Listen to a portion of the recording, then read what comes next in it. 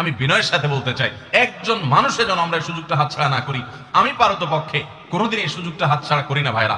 যেদিন কিছুই করতে পারি না, ওইরকম দোয়া করার সময় হয়তো নাই, কোনো কারণে দেরি হয়ে গেছে উঠতে উঠতে, ওই দিন খাইতে খাইতে মনে মনে দোয়া করার চেষ্টা করি, প্লেটটা ধুইতে ধুইতে দোয়া করার চেষ্টা করি। কারণ মুয়াজ্জিন ফজরের আজান যখন দেন, ওয়াক্ত যখন হয়, তার আগ মুহূর্ত পর্যন্ত আল্লাহ তাআলা দুনিয়ার আসমানে এসে তারপরে বান্দাকে ডেকে ডেকে বলেন, আল্লাহ মিন মুবতালান, তোমাদের মধ্যে কেউ কি অসুস্থ আছো, ফাআফিয়াহু, আমি তাকে সুস্থতা দান করব। আল্লাহ মিন মুস্তাগফিরিন ফাগফির লাহ, তোমাদের মধ্যে কেউ কি আছো ক্ষমা প্রার্থনাকারী, আমি তাকে ক্ষমা করে দিব। এভাবে ডেকে ডেকে আল্লাহ তাআলা দিতে থাকেন।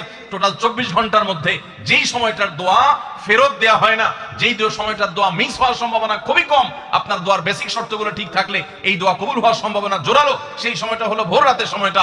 রমজান মাসে এই সময়টাতে দোয়ার যে সুযোগ তৈরি হয়, দোয়ার যে বিশাল সুযোগ আপনি পান, এই সুযোগটা হাতছাড়া করে আপনি শুধুমাত্র খেয়ে দিয়ে এই সময়টাকে পার করে দেন, এটা কখনো বুদ্ধিমানের কাজ হতে পারে না।